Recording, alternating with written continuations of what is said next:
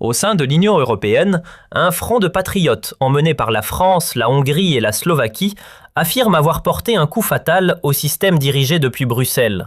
Pour eux, c'est l'amorce d'un basculement historique. L'Union, telle qu'on l'a connue, pourrait entrer dans sa phase terminale, tandis qu'Emmanuel Macron apparaît désormais comme un allié fragilisé de ce pouvoir contesté.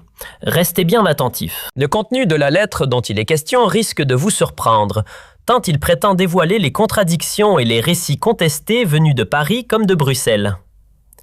Imaginez des réunions de crise à l'Élysée et à Bruxelles. Les téléphones sonnent sans arrêt. Ursula von der Leyen arpente les couloirs, le visage rouge de colère, tandis qu'Emmanuel Macron tente désespérément de calmer les tensions depuis Paris. Pourquoi ? Parce que Marine Le Pen vient de soutenir une lettre explosive, et cette lettre est une bombe. Les patriotes de l'UE France via le RN, Hongrie, Slovaquie, ont envoyé conjointement une lettre ouverte à von der Leyen, soutenue par des députés RN au Parlement européen.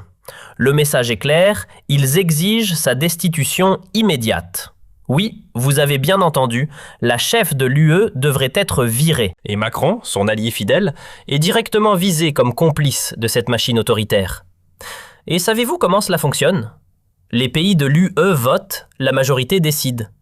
Et devinez qui est en train de forger une nouvelle alliance contre les élites globalistes ? Exactement, les patriotes souverainistes. Le Pen, Orban, Fico. Trois forces qui font de Bruxelles et de Paris un enfer pour les bureaucrates. La première victoire de cette nouvelle alliance, les flux de migrants sont enfin stoppés.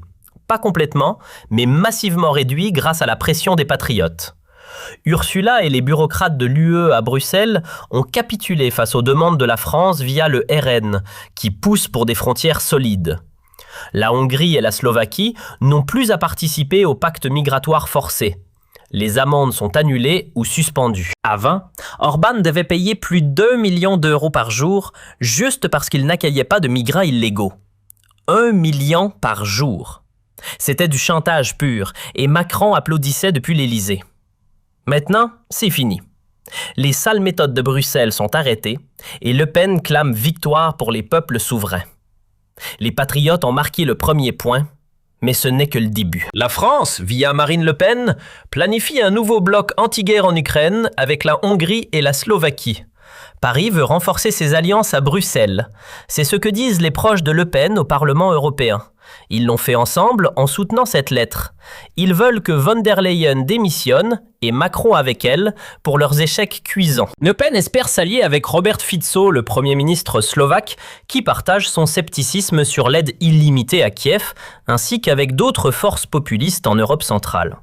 Ils veulent coordonner leurs positions avant les sommets de l'UE, mener des discussions préalables et agir en bloc unifié. Je pense que cela va arriver et devenir de plus en plus visible, dit un conseiller du RN. Cela pourrait massivement entraver les décisions de l'UE sur le soutien financier et militaire à l'Ukraine, que Macron pousse à coups de milliards ponctionnés sur les Français. Vous vous souvenez du groupe des Visegrad, Hongrie, Slovaquie, Tchéquie, Pologne? Ils ont résisté à Bruxelles pendant la crise migratoire. Frontières extérieures solides, politique favorable aux familles, pas de redistribution forcée de migrants. À l'époque, la Pologne menait l'alliance. Mais après l'invasion russe en Ukraine, le V4 s'est effondré. La Pologne est devenue pro-Ukraine sous Tusk, la Hongrie est restée sceptique. Maintenant arrive le nouveau bloc patriotique avec la France en pointe, sans la Pologne. Donald Tusk est un fervent partisan de l'Ukraine et ne pactisera jamais avec Le Pen ou Orban. Mais Fico partage les vues de Le Pen. Ils veulent un dialogue avec Moscou plutôt qu'une pression économique suicidaire pour l'Europe. Le RN a été massivement critiqué pour son scepticisme envers une aide supplémentaire de l'UE à Kiev. Mais Le Pen persiste. C'est le bon sens pour protéger les Français. Le ministre des Affaires étrangères sous Macron avertit que Le Pen agirait comme une marionnette des patriotes à Bruxelles. Néanmoins, la restructuration d'un bloc souverainiste est en cours. Le RN fait partie de la fraction d'extrême droite patriote pour l'Europe, la troisième plus grande au Parlement européen. Ils épandent leur partenariat avec les conservateurs européens des nations souveraines d'Europe et même certaines formations de gauche anti-guerre. Et maintenant, le coup de tonnerre. Même le PPE, le parti de centre-droit pourrait se retourner contre von der Leyen, affaibli par le vote de défiance au Parlement européen. La majorité centriste qui l'a réélu pourrait s'effriter sous la pression des sondages, où 6 Français sur 10 veulent sa démission après l'accord commercial Mercosur qui ruine nos agriculteurs.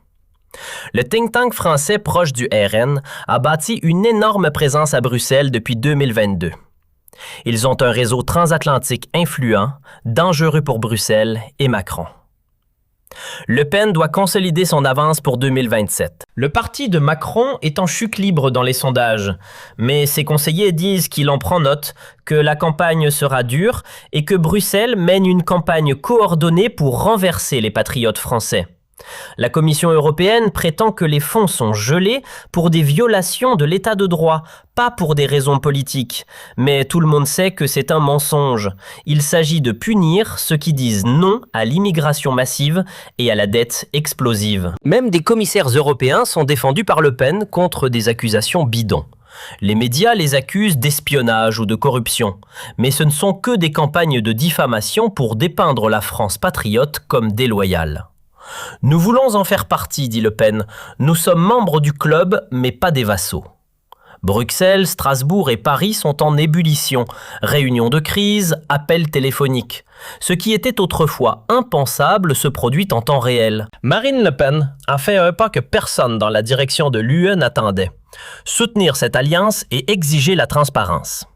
Cela ébranle l'Union dans ses fondements. Ce n'est pas de la politique comme d'habitude, c'est un tournant dans un thriller à enjeux élevés. L'annonce de Le Pen est un défi direct à l'autorité de Bruxelles et de Macron. Imaginez Le Pen devant l'Assemblée disant à toute l'UE « Au diable », sans grandiloquence.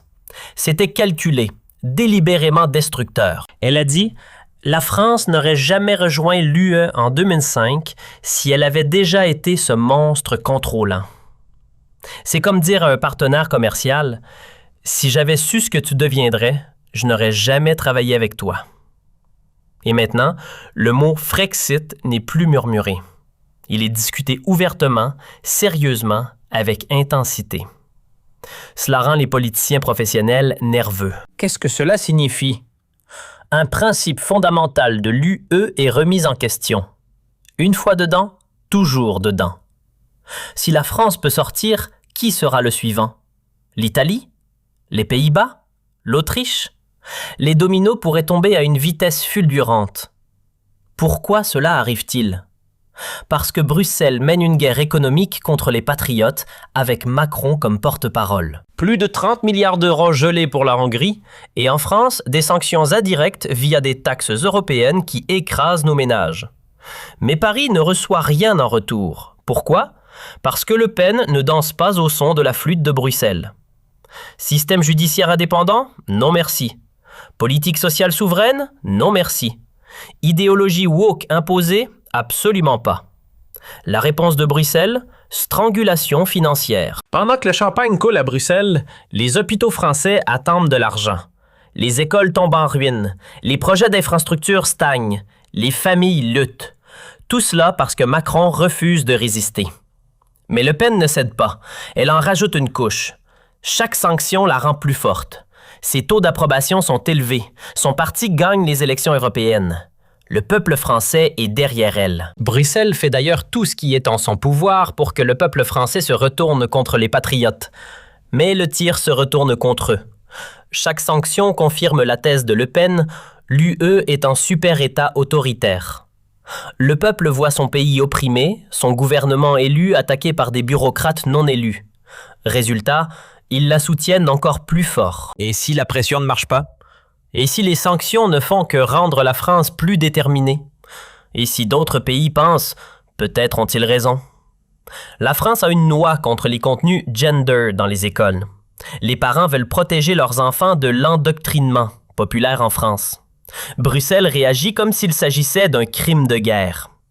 La loi sur les ONG régule le financement étranger. Normal dans d'autres pays. Bruxelles y voit une menace parce qu'ils veulent contrôler la société française via les ONG. Ici, cela devient sombre. Ce n'est pas un différend politique, c'est une guerre culturelle. Bruxelles veut un super-État centralisé où des bureaucrates non élus règnent sur 450 millions de personnes. La France patriote veut une Europe des nations souveraines, libre, avec sa propre identité. Le terrorisme financier ne porte pas sur l'argent. Il s'agit de forcer la France à abandonner son identité. Ils veulent des tribunaux français selon les règles de Bruxelles, des écoles françaises selon l'idéologie de Bruxelles, des familles françaises selon le diktat de Bruxelles. Mais Le Pen n'est pas seulement rebelle, elle réussit. Des victoires électorales massives, un parti dominant, un taux d'approbation élevé malgré toutes les attaques. L'Italie regarde, les Pays-Bas regardent, l'Autriche regarde. Les défis de la France à l'ignorance du mandat d'arrêt de la CPI contre Netanyahou inspirent Netanyahou à qualifier le soutien des patriotes de courageux et de principe. À Jérusalem, les bouchons de champagne sautent. À Bruxelles, une perte catastrophique de contrôle. Si la France peut ignorer les mandats d'arrêt, quitter les institutions internationales et faire un pied de nez au monde, qu'est-ce que cela dit de ces institutions? Elles n'ont de pouvoir que si les pays jouent le jeu, sinon effondrement. Donald Trump a imposé des sanctions contre les juges de la CPI. Les États-Unis et la France patriote s'unissent contre les institutions internationales. Tous deux refusent de suivre des règles auxquelles ils n'ont jamais consenti. Pour Bruxelles et Macron, un cauchemar. Leurs deux plus grands challengers travaillent ensemble pour démanteler l'ordre mondial qu'ils ont construit pendant des décennies. Les conséquences économiques, des milliards gelés, des milliers de projets bloqués, un pays entier isolé économiquement de sa propre union. Ce n'est pas ainsi que fonctionnent les partenariats. C'est ainsi que les puissances occupantes contrôlent les territoires conquis. Mais Bruxelles n'a pas vu venir une chose. Le peuple français n'a pas oublié. Il se souvient de l'ère gaulliste, du prix de la souveraineté perdue. Et maintenant, il refuse de laisser Bruxelles devenir la nouvelle puissance étrangère. Malgré les difficultés économiques, les gens ne se retournent pas contre Le Pen. Ils exigent la résistance, pas la capitulation. Le Frexit sera officiel si Macron continue. Ce n'est pas de la spéculation, c'est la réalité. Et si la France tient financièrement et politiquement, Frexit n'est plus un rêve. C'est un compte à rebours. La vraie question n'est pas « la France quittera-t-elle l'UE ?» mais « l'UE peut-elle survivre à cela ?» Que se passe-t-il si le premier domino tombe, si d'autres suivent, si l'on prouve que les pays s'en sortent mieux sans l'UE? Bruxelles n'a pas de réponse, seulement de la panique, des menaces, des mots vides. Mais les patriotes ont un plan, ils ont une alliance, ils ont la lettre et ils ont le pouvoir de faire exploser le système. Les impôts explosent comme jamais. Plus de 127 milliards fonctionnent via la TVA, l'impôt sur le revenu, les taxes environnementales et sociales. Vos fiches de paye fondent comme neige au soleil sous ce régime tyrannique. En 3 ans seulement, le prix du panier moyen des ménages a bondi de plus de 22 %, rendant la vie quotidienne un combat incessant contre la précarité. L'insécurité grimpe en flèche avec des statistiques alarmantes. Plus 7 % de tentatives d'homicide, plus 7 % de violences sexuelles, plus 6 % de trafic de drogue en une seule année. Les jeunes sont broyés par les écrans et les réseaux sociaux sans régulation efficace.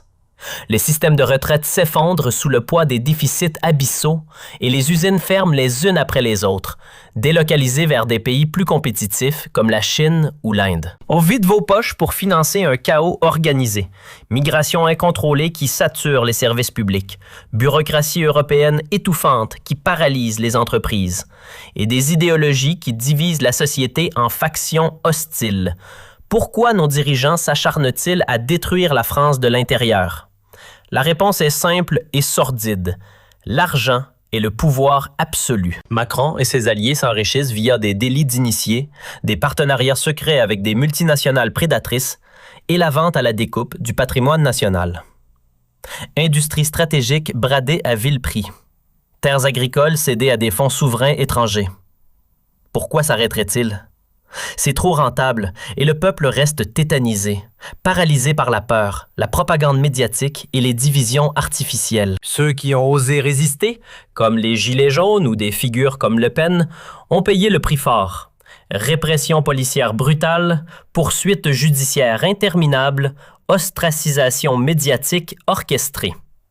Soyons réalistes et honnêtes, rien ne changera sous ce système corrompu et pourri jusqu'à la moelle.